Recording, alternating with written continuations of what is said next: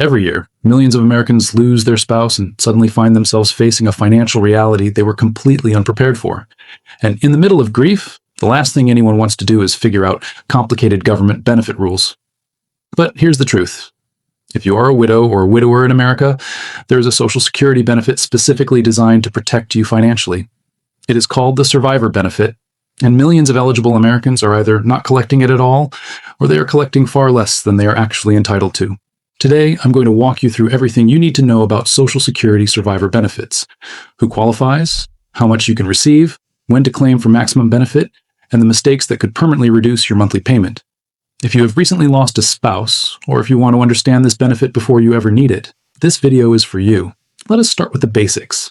When a Social Security recipient passes away, their surviving spouse does not simply lose that income forever. The Social Security Administration has a program that allows the surviving spouse to step into the deceased spouse's benefit and continue receiving payments. This is the survivor benefit. And unlike many other Social Security rules, the survivor benefit can actually begin earlier than most retirement benefits. A surviving spouse can claim survivor benefits as early as age 60. That is 2 full years before any other Social Security retirement benefit becomes available. If the surviving spouse has a disability, they can claim as early as age 50. And if the surviving spouse is caring for the deceased spouse's child who is under age 16 or disabled, there is no age requirement at all. These rules exist because the Social Security Administration recognizes that losing a breadwinner can create an immediate financial crisis, and that crisis does not wait until you turn 62. Now, let us talk about how much the survivor benefit actually pays. The maximum survivor benefit is equal to 100% of what the deceased spouse was receiving or was entitled to receive at the time of their death. This is a critical number. If your spouse delayed claiming their Social Security until age 70 and built up the maximum possible benefit, that full amount passes to you as the survivor. If your spouse claimed at 62 and permanently reduced their benefit by 30%, you inherit that reduced number.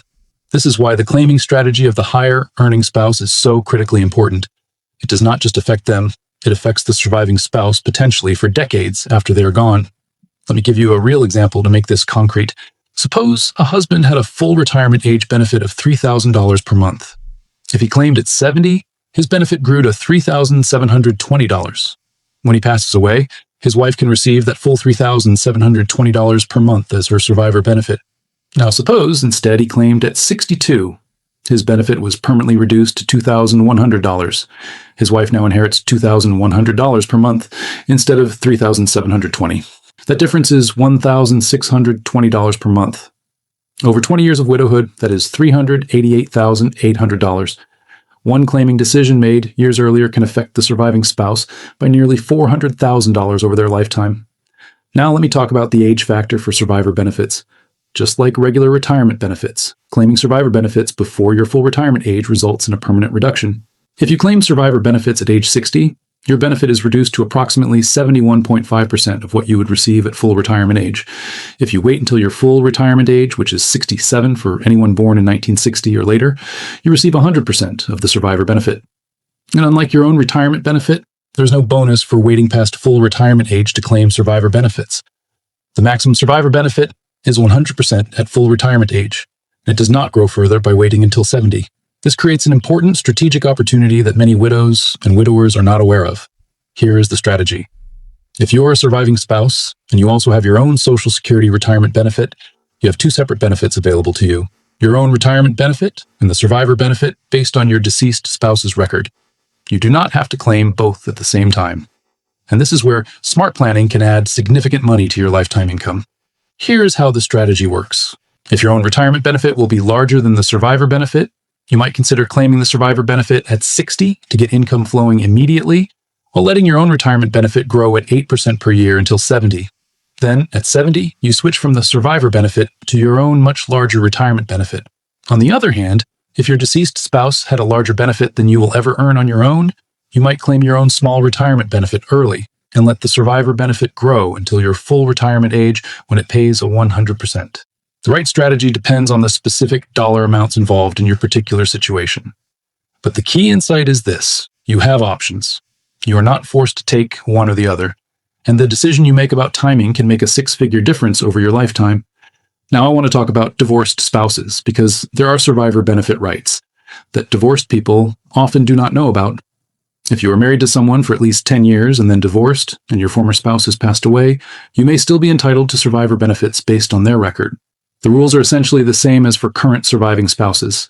You must be at least 60 years old or 50 if disabled. You must currently be unmarried, or if you remarried, the remarriage must have occurred after age 60, and your former spouse must have been eligible for Social Security. This means that even if you have been divorced for decades, if your ex-spouse had a strong earnings history and they have passed away, you could be entitled to a significant monthly benefit. This is money that millions of divorced Americans are simply not collecting because nobody ever told them it existed. Now let me address children's benefits, because survivor benefits are not just for spouses. When a Social Security recipient passes away, their dependent children may also be eligible for survivor benefits.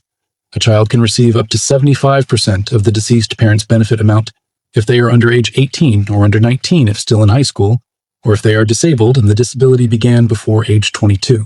In some cases, a surviving parent caring for young children can also receive benefits regardless of age. These family benefits are subject to a maximum family benefit limit, but for many families, they can be substantial. Now let me walk you through the practical steps of actually claiming survivor benefits. Step 1 is to contact the Social Security Administration as soon as possible after your spouse passes away.